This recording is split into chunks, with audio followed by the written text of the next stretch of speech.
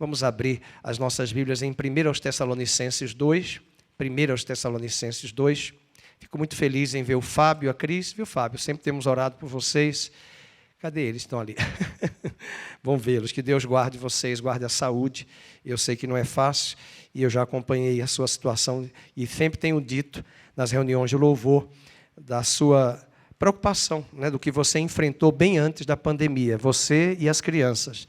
E nós sabemos como tem sido difícil esse momento da pandemia, né? Muito difícil. Então vamos abrir em 2 aos Tessalonicenses, capítulo 2, verso 1 em diante.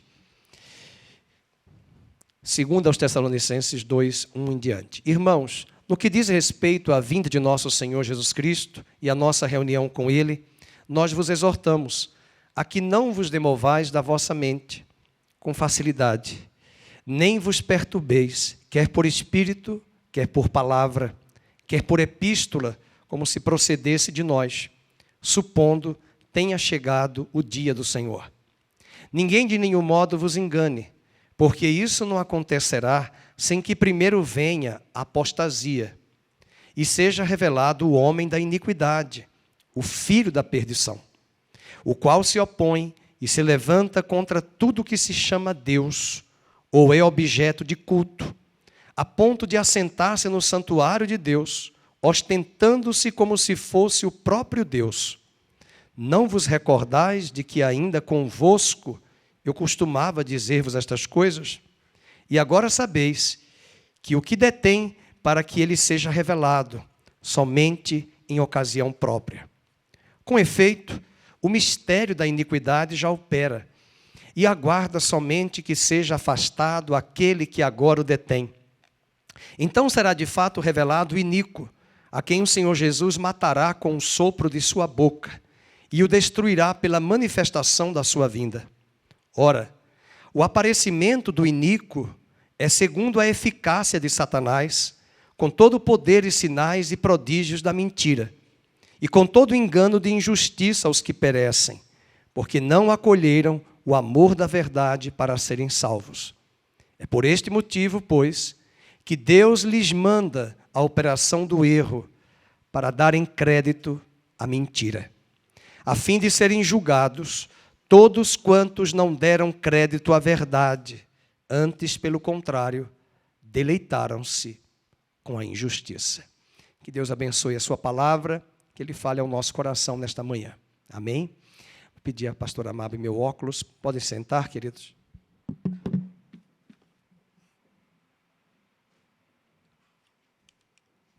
Obrigado. Depois de 50, a gente precisa do óculos, né? Para ler para perto. Bem, queridos, essa é uma carta que eu preciso da ajuda de todos, da paciência. Esse capítulo é um capítulo-chave sobre o anticristo. O anticristo é aquele que se coloca no lugar de Cristo, contra Cristo. Mas antes de falar dele, que é o inimigo já consumado de Deus e da igreja, eu quero falar que essa igreja de Tessalônica, ela cometeu dois erros, dois sérios equívocos acerca da doutrina de Cristo. E esses dois erros nós podemos cometer. Paulo escreveu a primeira carta e depois de alguns meses ele escreveu a segunda carta. Havia uma visão extremista, na verdade duas visões. O primeiro é o equívoco de eu e você marcarmos datas quanto à segunda vinda de Cristo. Nós temos um movimento aqui, uma instituição no Brasil, até muito séria, mas que no seu início, na sua embriogênese lá nos Estados Unidos, a Adventista do Sétimo Dia, o próprio nome já diz, Adventista do Sétimo Dia, foi uma igreja que nasceu antes da Ellen G. White aparecer. O fundador antes anunciou e marcou o dia e o horário da volta de Cristo. Não aconteceu. Isso é um ledo engano. E esse movimento, até hoje, tem acontecido na terra. Pessoas que se arvoram a marcar a data da vinda de Cristo. Alguns crentes de Tessalônica estavam sendo enredados pelo engano, pensando que a vinda de Cristo já havia acontecido. E eles fixaram uma data na mente, e essa data, para eles, já havia chegado. E Paulo havia ensinado à igreja sobre a segunda vinda, lá no capítulo 2, no verso 19 da primeira epístola, a necessidade de estar preparado para ela. Mas eles confundiram a vinda súbita com uma vinda iminente. Então, esse verbo que ele usa aqui na carta, veja o capítulo 2, o verbo perturbar, veja o versículo 2 do capítulo 2, não vos demovais da vossa mente com facilidade e nem vos perturbeis. Então, essa palavrinha grega, perturbar, é no sentido que de perder a compostura e o bom senso normal. Então, essa ideia de perturbar é que algumas pessoas estavam andando ali naquela igreja, trazendo cartas, epístolas, comentários, pregações, de que Cristo, a vinda de Cristo, já estava perto. E Paulo vai mostrar que não é bem por aí. E ele vai dizer nesse capítulo que antes da vinda dele, duas coisas vão acontecer. E esses dois elementos eu quero falar daqui a pouco: a apostasia e a manifestação do anticristo. O segundo erro que você pode anotar aí é o equívoco de não observar os sinais da segunda vinda. Então veja, você vai para um lado extremista. Qual é o primeiro extremo? De que ele vai voltar, que ele está voltando agora, já. Então, se ele vai voltar, eu não vou trabalhar, eu não vou estudar, eu não vou fazer nada. Alguns estavam fazendo isso. E alguns estavam marcando a data. Por outro lado, o outro extremo é eu desprezar a segunda vinda, os sinais, os acontecimentos. E aqui é muito importante nós entendermos que nós podemos frequentar a igreja, estar na igreja todo domingo e não estarmos atentos. Que dias são estes? Veja que esse cenário da pandemia, a pandemia ela existe, o vírus ele é muito grave, né? Nós sabemos da sua letalidade, mas nós já sabemos muito bem que outras pragas já vieram. Vírus, não existe remédio para matar vírus. Existe antibiótico para matar bactéria, mas vírus não. E da forma como nós estamos, as pessoas estão aí no mundo inteiro atordoadas, até mesmo porque nossos governantes e a situação da política, eles politizaram uma questão da pandemia. Então você tem várias narrativas, essas narrativas estão permeadas de vieses ideológicos dentro da terra, nas nações e inclusive na igreja. E as pessoas começam a tomar partido, quando na verdade não é nada de tomar partido. A questão é entender como eu vou responder a essa pandemia, nesta situação, e entender que isso pode ser apenas um prelúdio para um cenário muito mais severo para os próximos dias. O medo vem sobre nós. Nós estamos vivendo uma época que as pessoas têm medo de morrer de Covid, mas elas não têm medo das consequências dos seus pecados. Elas não têm medo.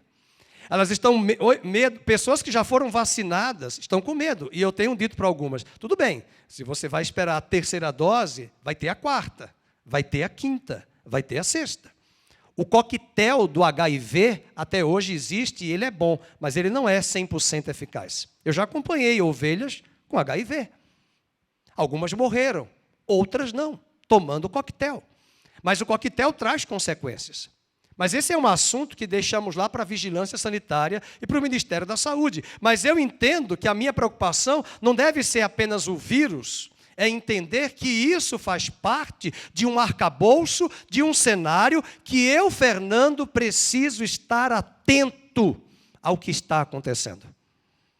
No mundo inteiro, não é a pandemia, é a dinâmica que essa pandemia está nos trazendo. E muitas coisas que estão adentrando nas narrativas, no sistema político, econômico, global, que está mudando radicalmente da noite para o dia as coisas. Portanto, não fique achando que é apenas dizer quando é a vinda. Esse é um extremo. O outro extremo é desprezar os sinais. É desprezar os acontecimentos. Se por um lado nós não podemos marcar datas, por outro, nós não podemos fechar os nossos olhos aos sinais.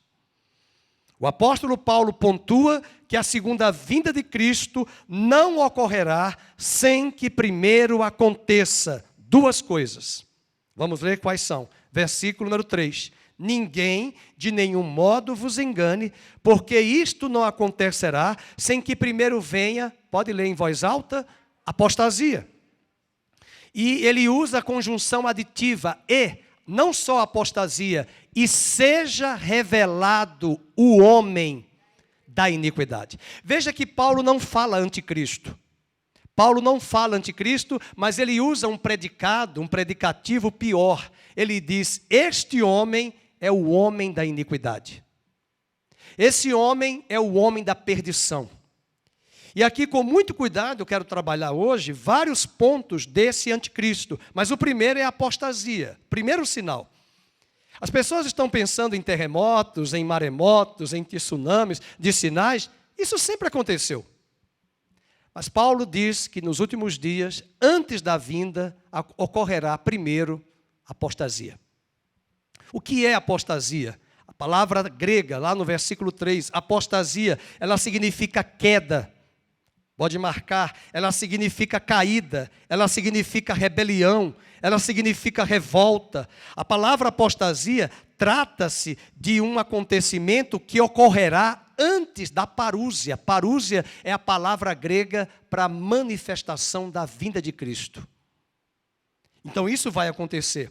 E essa apostasia, preste bem atenção, será uma intensificação e uma culminação de uma rebelião que já começou, pois o mistério da iniquidade já opera no mundo. Esse mistério da iniquidade é muito interessante parar aqui um pouco e trazer um ponto que Paulo fala aqui. Ele diz o mistério da iniquidade. E eu já tinha ouvido falar de um outro mistério, o mistério da piedade. Paulo diz que existe o mistério da piedade. Você quer saber qual é o mistério da piedade? Abra comigo em 1 Timóteo, capítulo 3, verso de número 16. O mistério da piedade é que Cristo já veio, já morreu pelos nossos pecados, Cristo já ressuscitou, Cristo já subiu aos céus, Cristo está à direita de Deus Pai, Cristo foi glorificado pelos anjos e por Deus Pai, e Cristo voltará. Veja em 1 Timóteo 3,16. Evidentemente, Cristo, grande é o mistério de quê? Da piedade. Então, guarda essa palavrinha. Se existe o mistério da piedade, concomitante, existirá o mistério da iniquidade. Para o mistério da piedade acontecer, para Cristo vir à terra na primeira vinda, Paulo diz em Gálatas, capítulo 4, que Deus enviou Jesus na plenitude dos tempos. Guarda isso. Ele enviou Jesus na plenitude dos tempos. Ou seja, o cenário foi preparado para o anticristo se manifestar. O mistério da iniquidade, o arcabouço será estabelecido. O cenário, o chão de fábrica, o pano de fundo, como alguns chamam, será construído com a permissão de Deus. Nossa, pastor, com a permissão de Deus? Sim, e Deus vai permitir esse reinado, esse governo da mentira, que nós já estamos vendo, porque você e eu não sabemos quase nada sobre a pandemia. Os médicos não sabem. Brasília está dividida, politizaram o tema, que deveria chamar apenas médicos gabaritados, infectologistas. Então, nós estamos cercados de narrativas de emissoras de televisão, que são detentoras do poder, detentoras de manipulação há décadas no Brasil, e nós estamos cercados de grandes narrativas cheias de fake news e de mentiras. Eu sigo lá no Instagram e quando eu vejo as mentiras, pode ser o jornal que for. Eu só não me chamo palavrão, não me altero, eu ponho assim, fake news. Fake news. E vou colocando fake news o dia todo para ele saber. Tem alguém dizendo fake news, fake news, fake news. Das grandes emissoras de televisão e de jornais impressos. Porque eles não têm a palavra. A ciência é construída. O conhecimento é construído.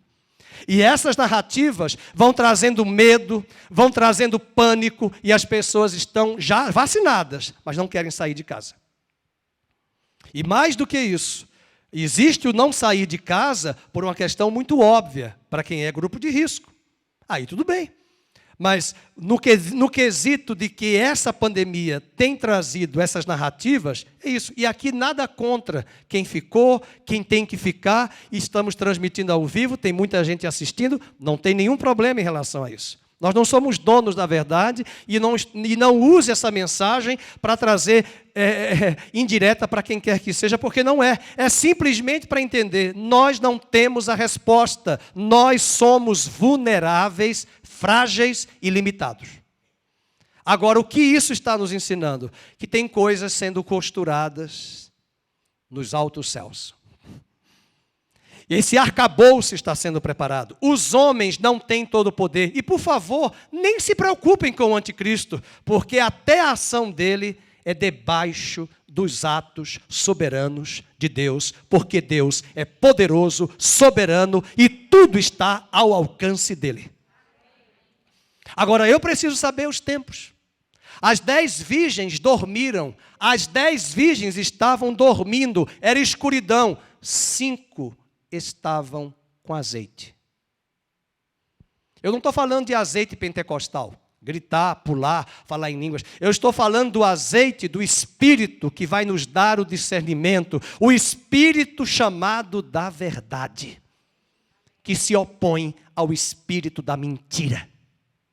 Então a apostasia nada mais do que é essa palavra grega mostrando que traz uma queda, uma rebelião de uma humanidade que se levanta contra Deus.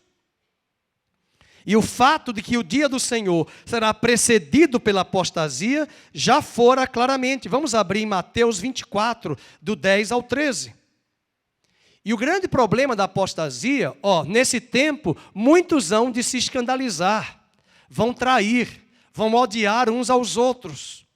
Levantar-se-ão muitos falsos profetas. O falso evangelho é a falsa doutrina. Esses dias mesmo, tem pessoas que me perguntam lá no WhatsApp algumas questões que eu não gosto de responder no WhatsApp, não, no particular, no direct, lá do Instagram. E geralmente são perguntas polêmicas em relação à igreja de Cristo. Eu não vou falar mal da noiva de Cristo.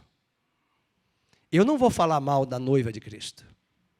E são pessoas que eu já percebo que, pelo fato delas não estarem congregando há anos, elas começam a apontar o dedo para a igreja e só mostrar os erros da igreja. E quando nós estivermos diante de Deus naquele dia, Ele não vai perguntar a mim pelo erro da igreja X. Ele vai perguntar a mim pelos meus erros. Por que eu não me posicionei? Por que eu não tomei o discernimento de entender? E por que eu não dei ouvidos à pregação e à palavra? Por que eu politizei? Por que eu fui para um ativismo político do ponto de vista humano, politizando tudo e todos? Por que eu não percebi que esse discurso destes homens, deste mundo, é apenas uma estratégia de doutrinas, de demônios, ensinando aos homens, e onde 1 Timóteo, capítulo 4, verso 1, diz que nos últimos dias os homens ensinarão doutrinas de demônios aos homens. E é isso que eu e você temos que nos preocupar. Essa apostasia é uma parte da igreja visível, abandonando a fé genuína. Diz o texto, veja lá o verso 11, enganarão a muitos. Verso 12, e por se multiplicar a iniquidade, o amor se esfriará de quase todos. Agora com a máscara e o vírus, a gente nem pode mais se abraçar. Já ficamos distantes, já estamos distantes. E ficamos mais distantes ainda pelo distanciamento.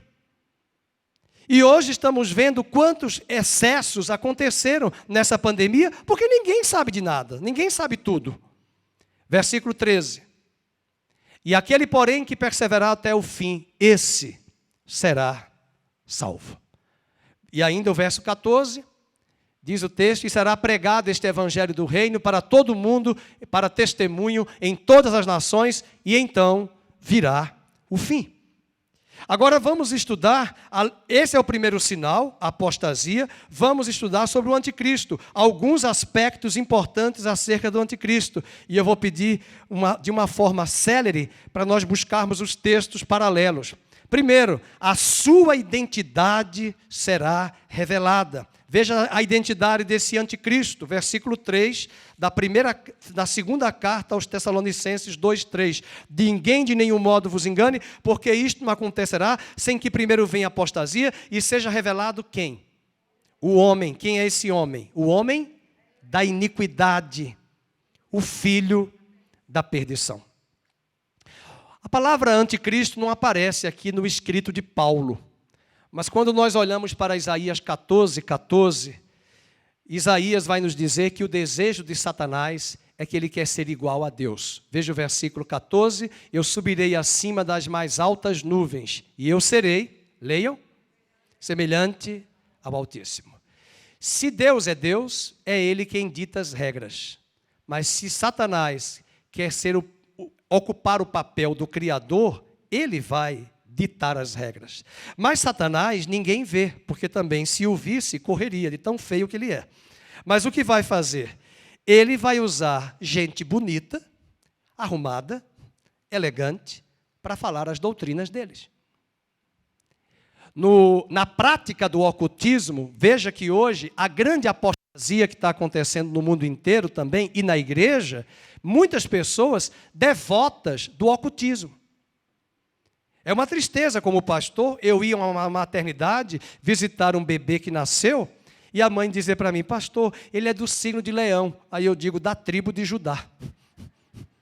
É de Sagitário, é de Aquário. A primeira pergunta que eu faço é, de onde ela tirou isso? Porque se ela for uma neófita, eu entendo. Mas se ela tiver muitos anos de fé, ela é imatura. E se ela se deixar levar por esse engano, ela vai ser uma das pessoas facilmente capturadas pelo engano. Porque crente não tem signo. Os signos nasceram na cidade de Zoar. Zoar, Zoroastro. Zoroastro é lá o capítulo de Gênesis, capítulo 13. E depois, lá no 18, 19, na Babilônia, na Babilônia, em Sodoma e Gomorra, bem pertinho ali tinha a cidade de Zoar, esse culto às estrelas. E com muito respeito à cantora que gravou na década de 80, meu amor está escrito nas estrelas. Não está, não.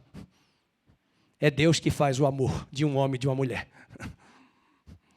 Muitas vezes nós ficamos pautados nisso, invocando certas práticas, e isso são práticas hoje aceitas, toleradas, e, na verdade, é um caminho de uma ladeira abaixo da apostasia.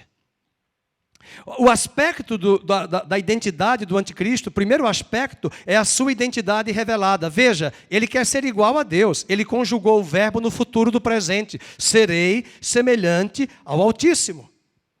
Mas é no livro de Daniel que o anticristo não é representado como uma pessoa. Pode colocar aí Daniel 7, do 1 ao 6, e o 17 e o 18. Daniel 7, 1 a 6, você pode ler em casa. O anticristo para Daniel, nesse capítulo, são os impérios. Ele vai ver 4 animais, ele vai ver um leão, ele vai ver animais assim, um urso, animais ferozes, e ele chama esses 4 animais, 4 impérios do anticristo.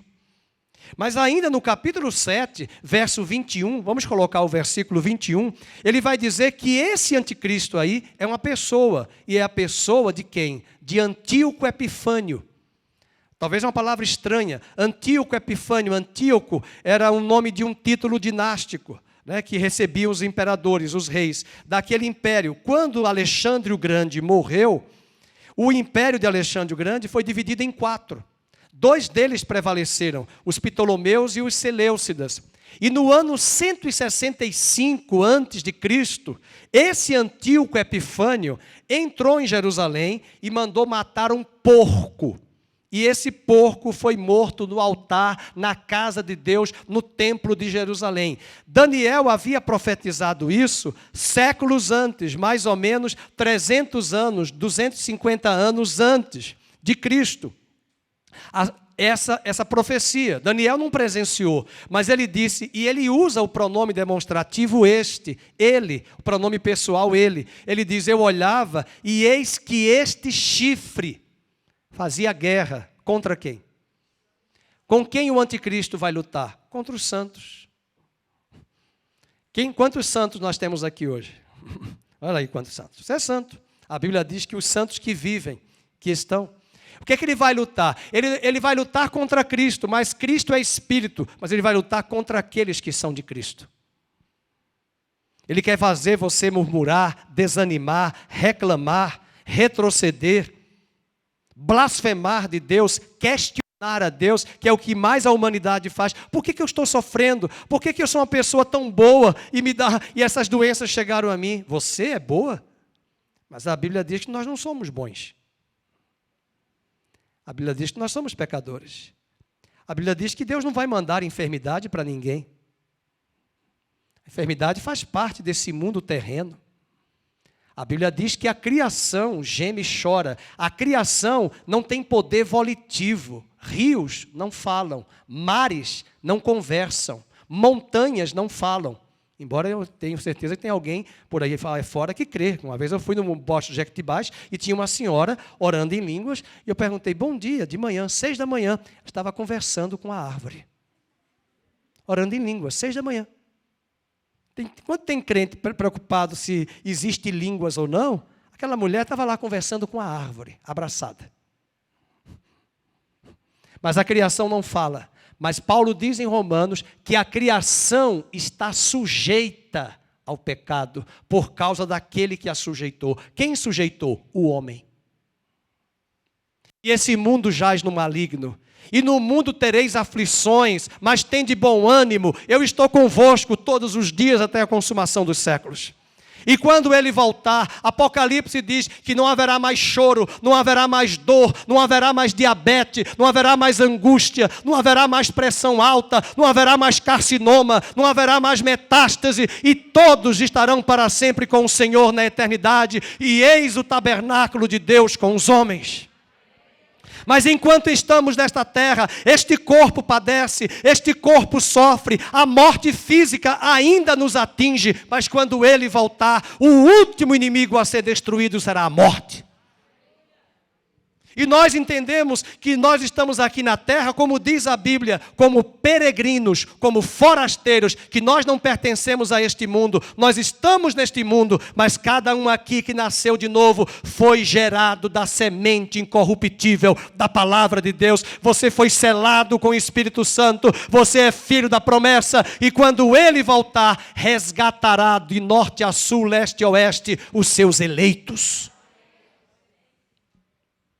E se você não quer problemas nesta terra, se você não quer lutas nesta terra, eu não vou fazer isso por você, porque você é uma mulher, uma dama e um cavalheiro. Mas a oração que eu poderia fazer é, Senhor, prepara e leva. Ah, eu não quero sofrimento. Então vamos lá, Senhor, prepara e leva. Prepara e leva. Porque não existe. Sofrimento faz parte deste mundo. O sofrimento não foi Deus, e é nessa hora que muitos começam a questionar, e quem questionar Deus, querido, vai retroceder. Eu, praticante do catolicismo, criança, eu já entendia, Deus não se questiona. Deus não se questiona. O salmista diz, quem é tu, ó homem, que a Deus questiona? Queixe-se o homem dos seus próprios pecados. Deus nunca está errado.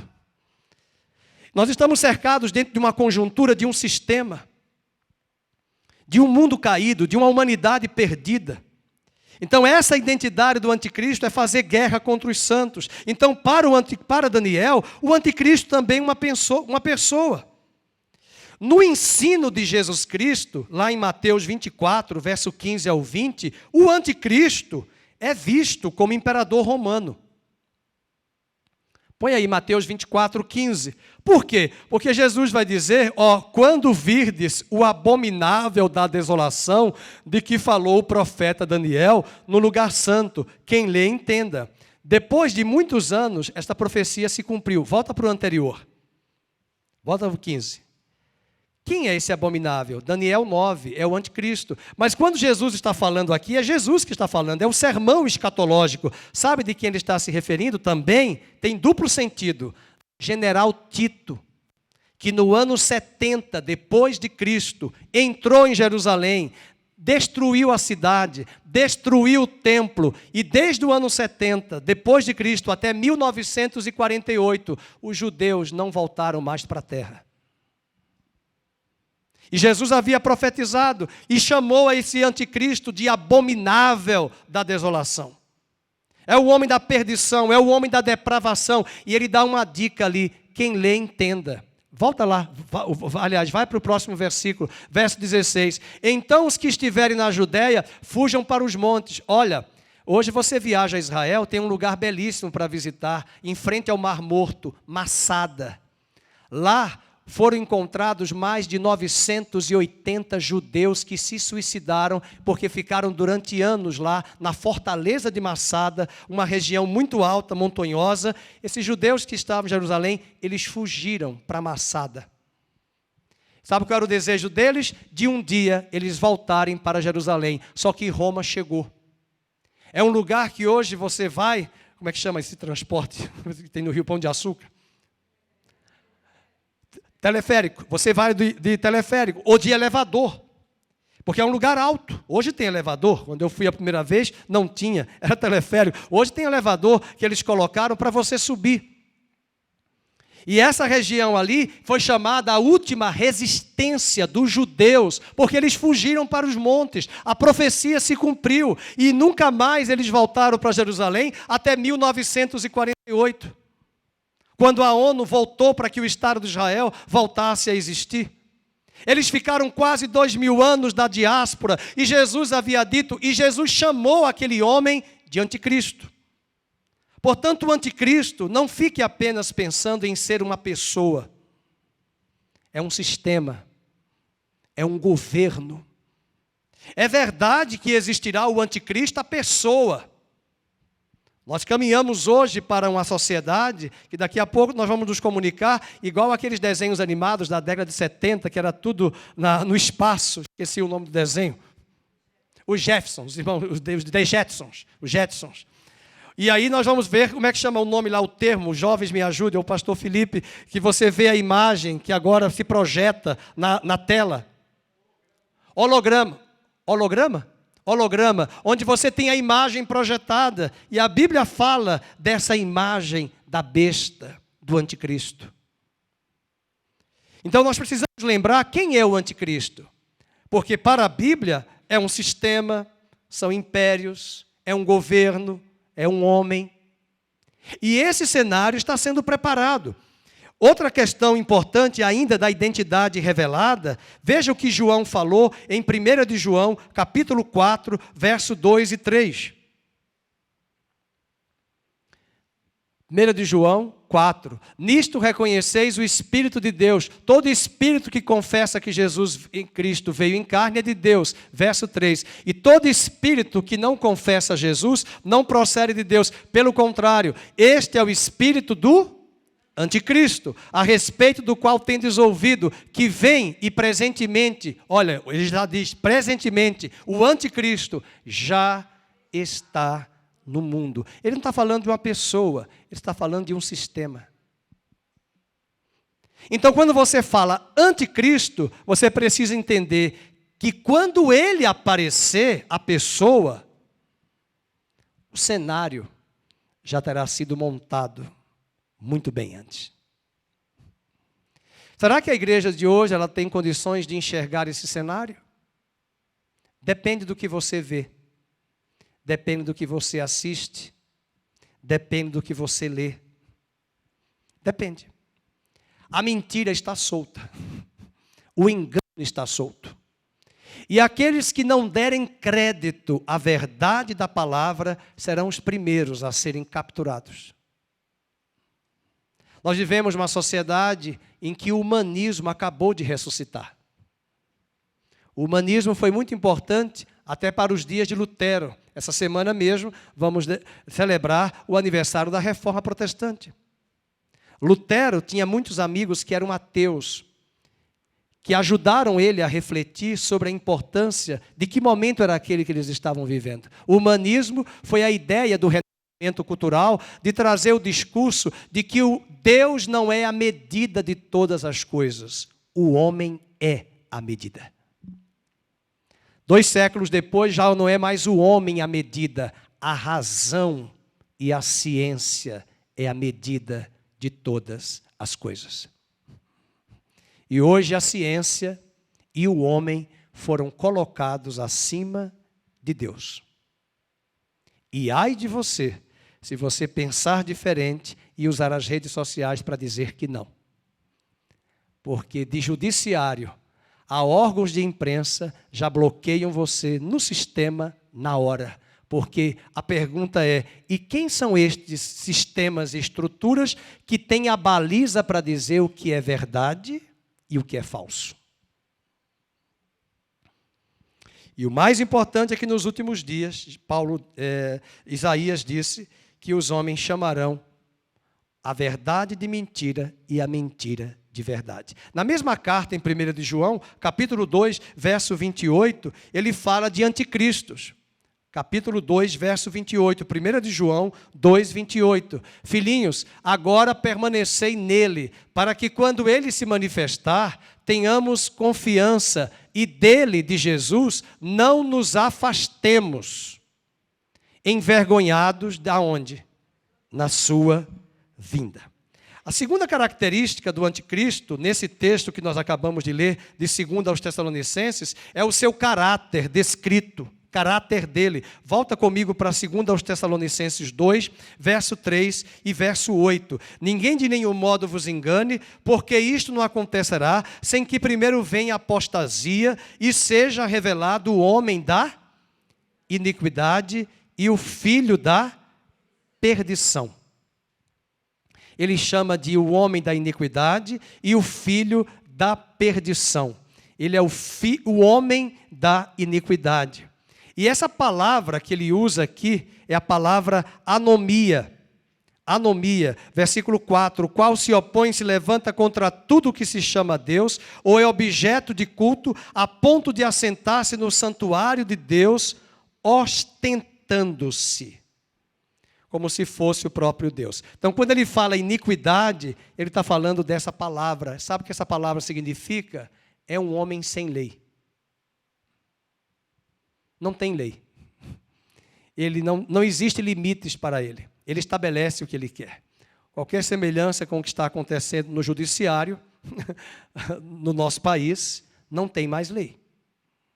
A lei está sendo distorcida. É o homem sem lei, é esse homem da iniquidade. Mas também ele usa a palavra o filho da perdição. Veja aí onde tem a palavra, o filho da perdição, verso 3, é o caráter dele, e a palavra usada é apoleia, e a palavra apoleia traz a ideia de que o anticristo está destinado a ser destruído. Ou seja, se ele é o filho da perdição, eu vou usar uma paráfrase, ele já está perdido. Ele já está perdido, ele já perdeu, ele vai se levantar para cair. E ele é chamado também de iníquo, que é a palavra grega anomos. E essa palavra grega quer dizer ilegal, aquele que vive no arrepio da lei. Então são essas descrições que o apóstolo Paulo fala desse homem da iniquidade, desse filho da perdição e do iníquo. Veja o versículo 8. Então será de fato revelado quem? Verso 8. O iníquo. Terceira característica, a sua oposição e a adoração já estão definidas. Qual é a missão dele? Se opor à igreja. Quem se converteu aqui a Cristo na época e sofreu oposição, até hoje sofre. Levanta a mão, todo mundo. Se você não levantou, então você não nasceu de novo. Porque você é luz. E a luz vai incomodar as trevas. Vai incomodar nas escolas. Vai incomodar na sala de aula, vai incomodar no trabalho, vai incomodar porque você vai ter valores que eles vão dizer de que você é quadrado. Não tem problema. Aí você diz que o anticristo é uma besta quadrada. Você não é quadrado, coisíssima nenhuma. Então, essa ideia de que ele vai se opor à igreja está muito claro no versículo 4. Ele se opõe e se levanta contra tudo que se chama Deus, ou é objeto de culto, a ponto de assentar-se no santuário de Deus, ostentando-se como se fosse o próprio Deus. Nenhum homem aí fora que se auto-endeusa, ele nem crê em Deus. Tem muita gente que é ateu, mas você pode perceber que elas estão cheias do orgulho e da soberba. Características número 1, primárias de Lúcifer.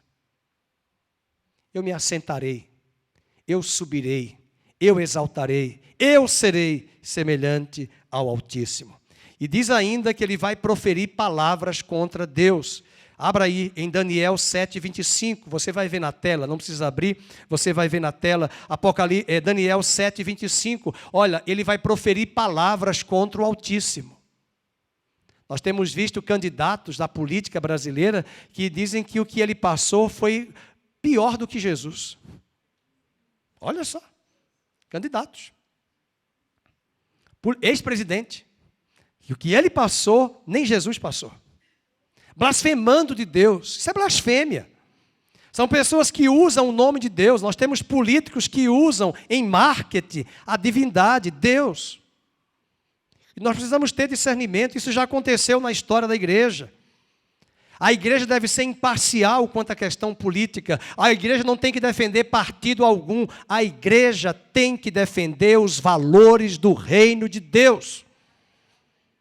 Nós precisamos ter discernimento para saber quem são os valores. E na época da eleição, eles gostam de chegar na igreja para pedir oportunidade. Mas os valores deles são outros. E nós precisamos entender desses políticos brasileiros, dessas narrativas que todos os dias estão entrando nas nossas casas, o discernimento de saber quem é o pai da mentira. Quem é que está manobrando? E é muito simples entender, se a teoria não está em consonância com a prática, não dê ouvidos. Se o discurso dele, e hoje é muito fácil, porque o YouTube e o Google vão mostrar, você falou isso aqui agora, mas você disse diferente lá 3 anos atrás. Você disse diferente há 10 anos atrás, e o YouTube te pegou. E o Google mostrou. E as pessoas vão dando crédito, porque enquanto Roma dava pão e circo em Roma para os cidadãos, o Senado romano roubava. A apropriação indébita chegava sobre os quadros de Roma, os cofres de Roma, e era muito simples manipular o Império Romano, dê pão e dê circo para o povo. Hoje não é tão diferente. Hoje, dê Instagram, dê Facebook, dê like, dê rede social, deixe esta sociedade distraída para que ela não entenda o que está acontecendo nos altos céus. Isso é o que me preocupa. Isso é o que me preocupa como igreja, porque se você voltar para o capítulo 2 de 2 aos Tessalonicenses, versículo 10, vamos ler: e com todo engano de injustiça aos que perecem, porque não acolheram o amor da verdade para serem salvos. Agora leiam: é por este motivo, pois que Deus lhes manda a operação de quem?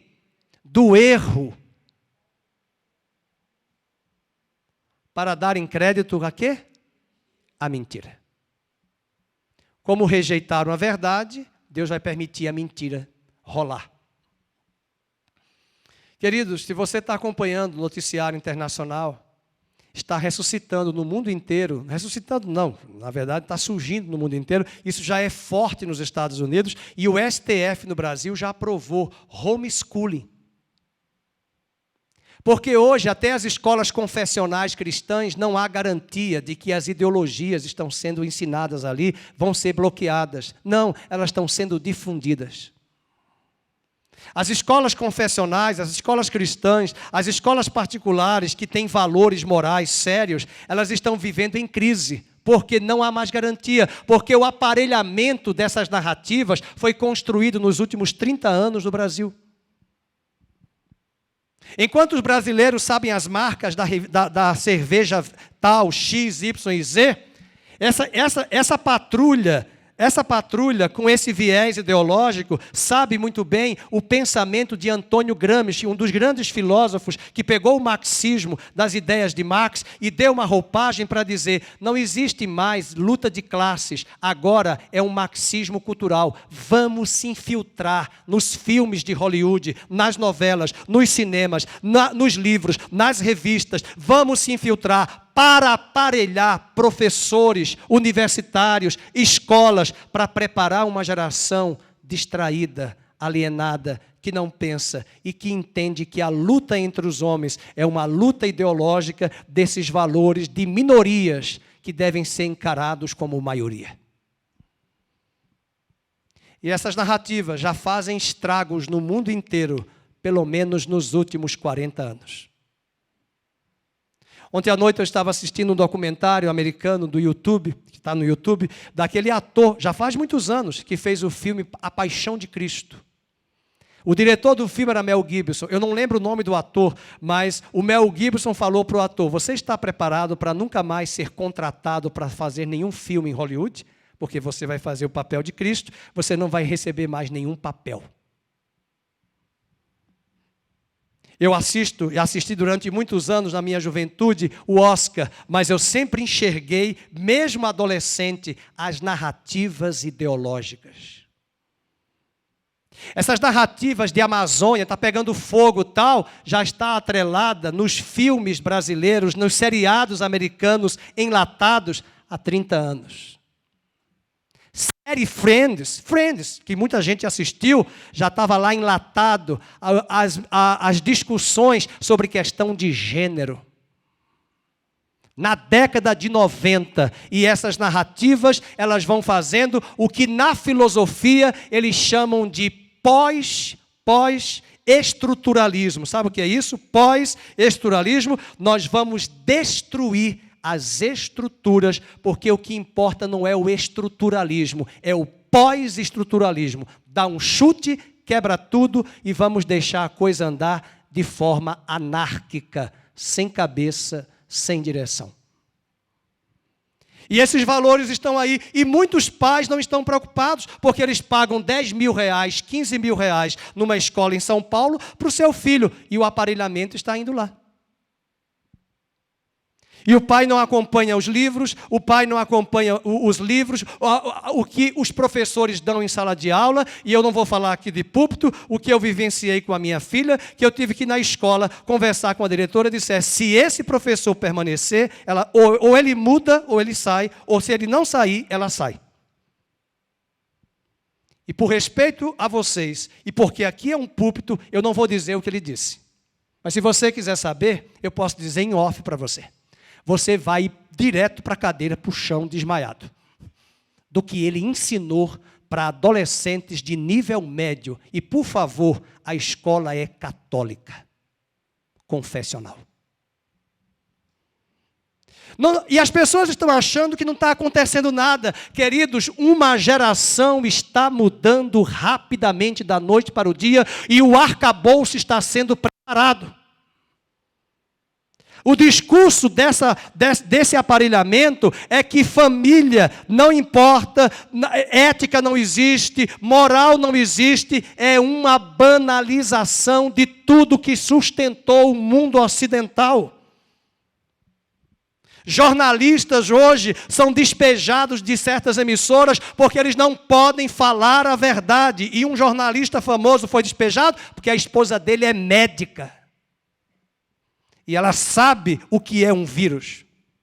Mas as narrativas, e hoje o que vale é assistir um jornalismo que muita gente pensa assim: ela fala o português bonito, ela é linda, maquiada, arrumadinha e um salário de 300 mil reais. Ela não vai no mercado saber quanto é que está o quilo de feijão.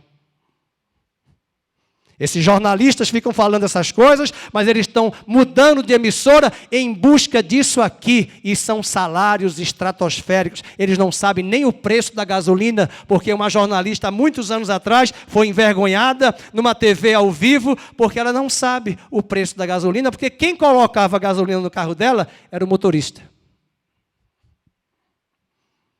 E esses discursos São mentirosos, são narrativas, e a sociedade não está enxergando, e o pior, a igreja também não enxerga. E o medo nos toma. E o pânico está vindo. E os relacionamentos distantes. E o distanciamento, nem pai mais mãe, eu vejo, porque é tudo distanciamento, porque eu vou levar o vírus. E estamos esfriando. E estamos sensíveis. Estou olhando ali para a Juliana do Gustavo, a sua mãe não pode vir, dona Cleide, ela tem problemas de saúde. Ela tem que ficar em casa. Então é uma exceção. Mas a vida continua, irmãos. E nós precisamos lembrar que as coisas estão se fechando. O arcabouço está se fechando. E o anticristo está vindo com a permissão de Deus.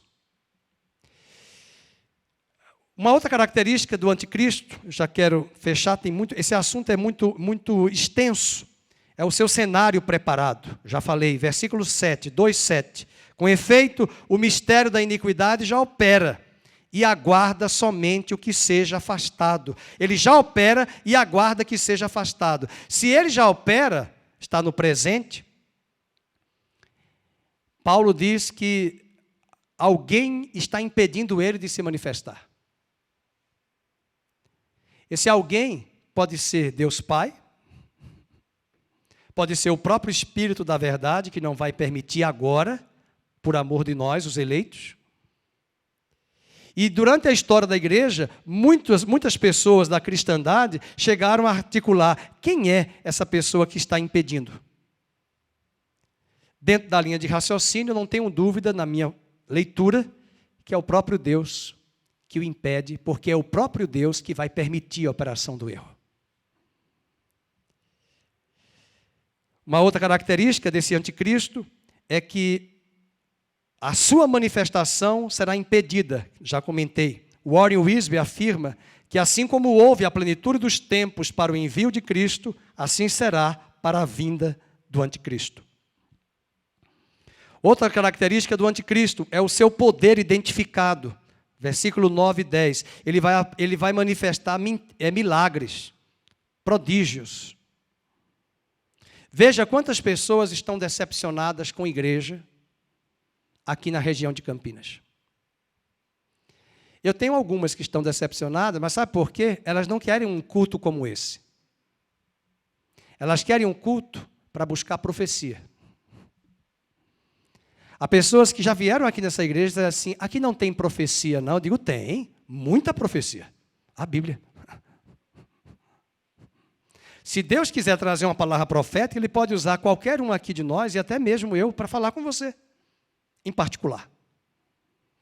Mas aí elas vão atrás, e acontecem curas tremendas naquele lugar, e depois eu vejo que os anos passam, e ela está afastada da igreja. Aí quando eu vou procurar saber, no casamento, geralmente é em casamento que a gente se encontra, oi fulano, tudo bem? Ai pastor, não quero mais saber de igreja. Deus fez tantos milagres ali naquele lugar, naquela igreja que eu fui, mas na minha vida não aconteceu nada. Quantos podem dizer hoje de manhã que o maior milagre já aconteceu na sua vida, a transformação do seu coração, que Cristo está em você, e ainda que a figueira não floresça, a videira não dê o seu fruto, ainda que nos currais não haja gado, ainda que não haja cura, ainda que não haja transformação física total, o teu interior já foi transformado, regenerado e nascido de novo. Esse é o maior milagre. E essas pessoas vão atrás do engano. Seu poder identificado por energeia, é a palavra usada no versículo 9 e 10, diz, o aparecimento do iníquo é segundo a parúzia de Satanás, o aparecimento, a parúzia, a eficácia de Satanás, e essa palavrinha quer dizer, literalmente energeia, para falar do sobrenatural. Mas pastor, isso vai acontecer? Vai. Apocalipse 13, verso 2, diz que o dragão, Satanás, deu autoridade ao anticristo.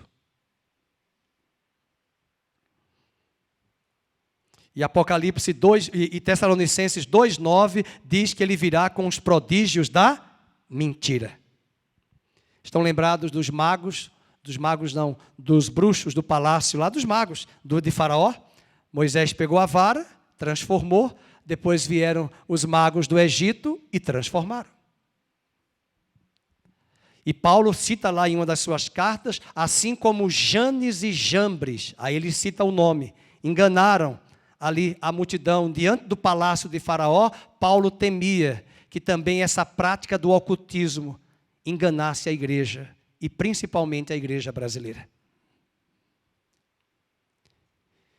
Outra característica é a penúltima e a última depois, seus seguidores apontados. Por que muita gente vai seguir esse modelo e esse curso e este fluxo? Ninguém quererá seguir alguém que você já sabe que é o engano. Mas as nações não vão saber que é o engano. Elas vão achar aquilo que o Roberto Carlos gravou na música, que aquele cara é o cara. Que ele resolve tudo. Por que o Trump foi arrancado do poder? Essa semana o presidente dos Estados Unidos foi transmitido uma transmissão ao vivo, e até os jornalistas que defenderam da rede famosa lá americana criticaram porque ele parecia um boneco de cera. Porque a questão de tirar e colocar quem quer que seja ali da forma deles são os interesses e os valores de um grupo maior que domina, que quer manter o status quo daquela forma. E como o Trump é republicano e é cristão, perfeito ele não é, porque nenhum de nós somos.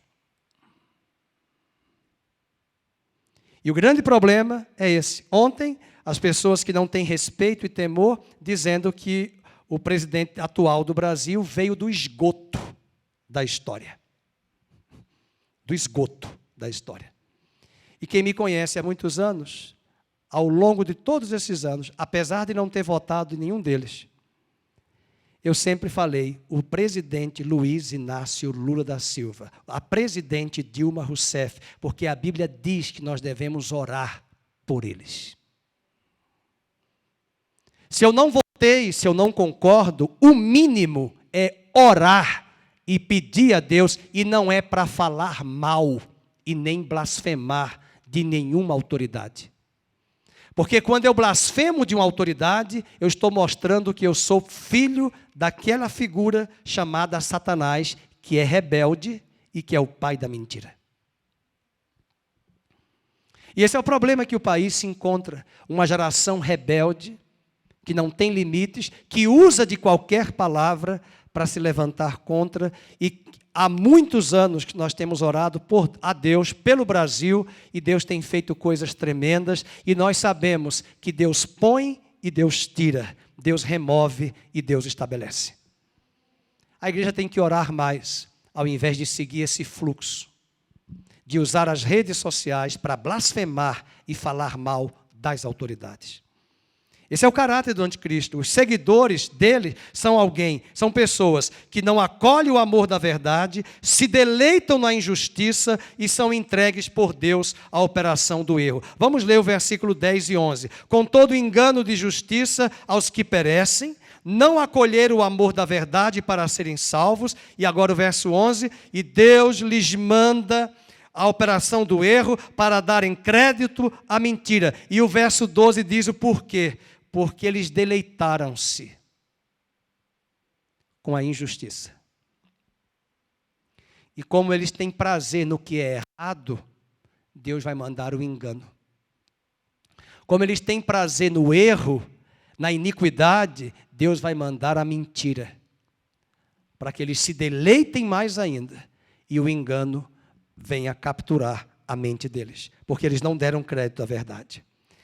Mas o último ponto é que, graças a Deus, que esse capítulo também diz que ele já está derrotado. Aleluia. Que a sua derrota já está consumada. E sabe como é que vai ser essa derrota? Vamos ler o verso 8. Então será de fato revelado o iníquo, a quem o Senhor Jesus matará com o sopro de sua boca e o destruirá pela manifestação da sua vinda. Aleluia.